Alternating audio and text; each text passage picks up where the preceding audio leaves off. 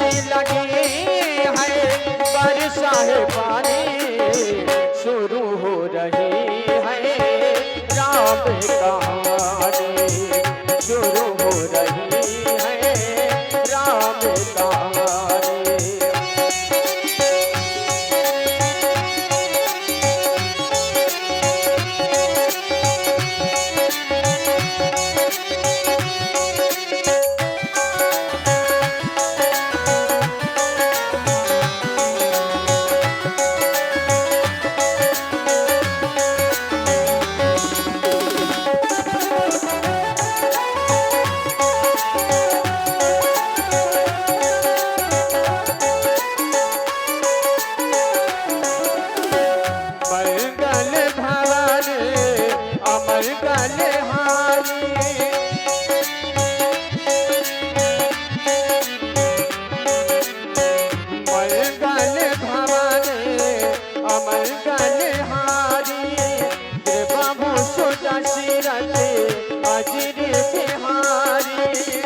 आसी लगी है प्यासी लगी है प्यासी लगी है आसी लगी है बरसाए पानी शुरू हो रही है राम कहानी शुरू हो रही है राम कहानी।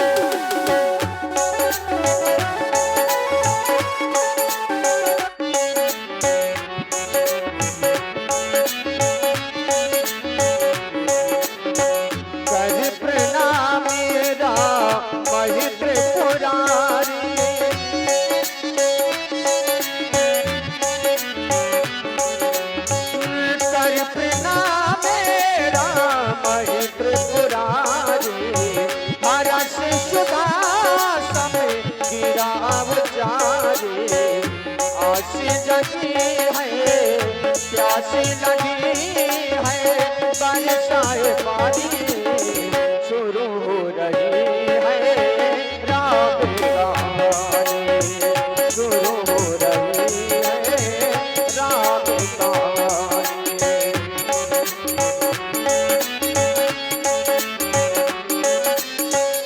कर भोजन मुनि वर पे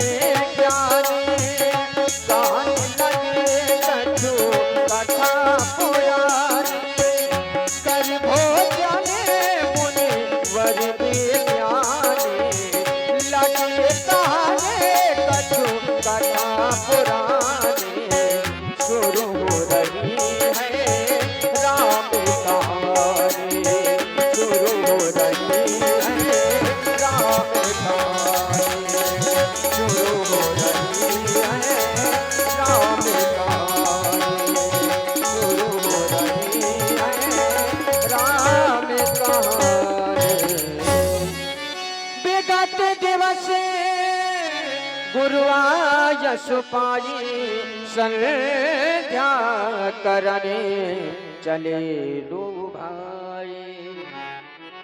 धर्मात्मा राम सौमित्र लक्ष्मण नित्य की भांति आज भी भोजन करने के उपरांत तुम दोनों बंधुओं को मैं वह पुरानी कथा सुना रहा था। कथा सुनाते सुनाते हमारा ध्यान आकाश की ओर गया। क्या देख रहे हैं? भगवान भास्कर अस्ताचल की ओर प्रस्थान कर रहे हैं और सुंदर चंद्रमा का आगमन हो रहा है। ऐसे समय को लाल हम संध्या कहते हैं।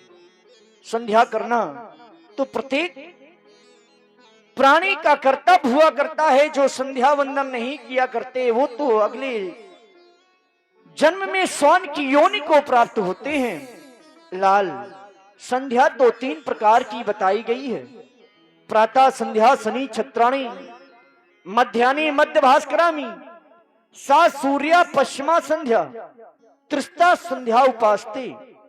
व्यक्ति को प्रथम संध्या तब करनी चाहिए जब भगवान भास्कर का उदय ना हुआ हो और आकाश गण में तारे दिखाई दे रहे हों। दूसरी संध्या तब करनी चाहिए जब भगवान भास्कर का उदय हो चुका हो और आकाश मंडल से ये तारे लुप्त हो चुके हो।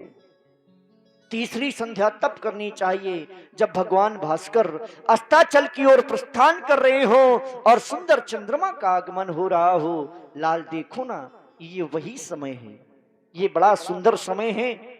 हमें मानव का शरीर मिला है, मानव का प्रथम धर्म तो केवल यही होता है संध्या वंदन करना, क्योंकि संध्या करने से जो हमसे अनजाने में पाप हो जाते हैं वो संध्या करने से वो सारे पाप नष्ट हो जाते हैं। संध्या ना कोई देवी है, संध्या ना कोई देवता, संध्या तो मात्र एक समय है। दिन और रात्रि के मिलन को हम संध्या कहते हैं। संध्या के अंतर्गत तो अपनी इष्ट की वंदना करनी चाहिए। संध्या यंती संध्यते परब्रह्मस्यामि सा संध्या। संध्या में तो अपनी इष्ट का ध्यान होना चाहिए, अपनी इष्ट का मनन होना चाहिए, अपनी इष्ट का चिंतन होना चाहिए। अस्तुलाल देखो ना, बड़ा सुंदर समय है। मैं भी चाहता हूं जाओ तुम दोनों बंधु मिलकर के मां संध्या देवी के चरणों में श्रद्धा के सुमन अर्पित करते हुए सुंदर संध्या वंदन करो। और हम भी यहीं पर संध्या वंदन कर रहे हैं। जाओ लाल। विगति दिवसी गुरु नित्य प्रतिदिन की भांति आज भी गुरुदेव भगवान ने प्रभु श्री राघवेंद्र सरकार व लखनलाल जी को संध्या वंदन करने के लिए आदेश प्रदान किया।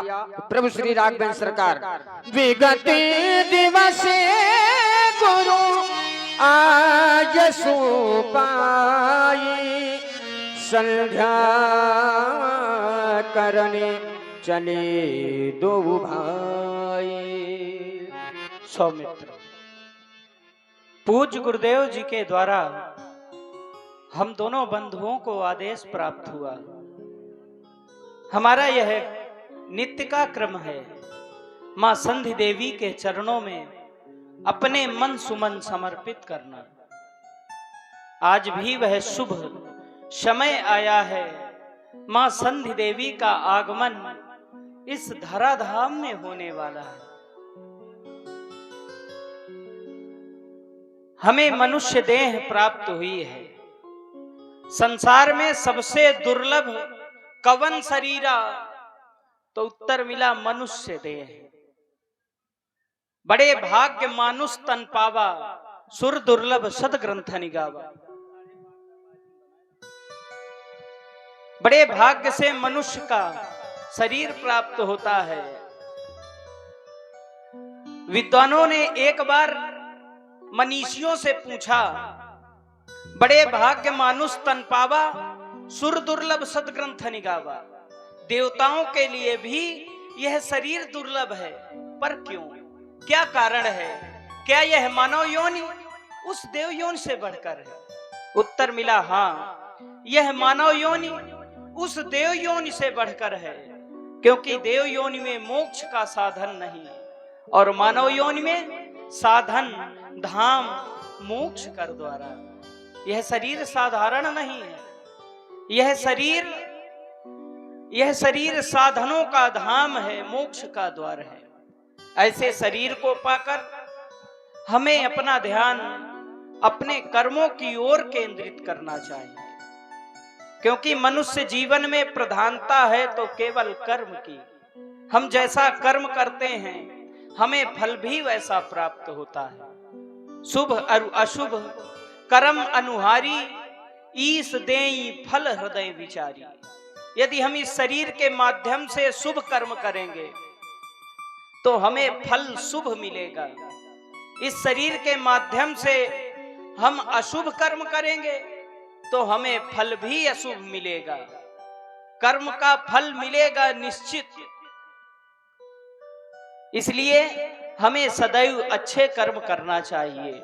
सुंदर समय है, देखो ना भैया लक्ष्मण, मां संधि देवी का आगमन हो रहा है।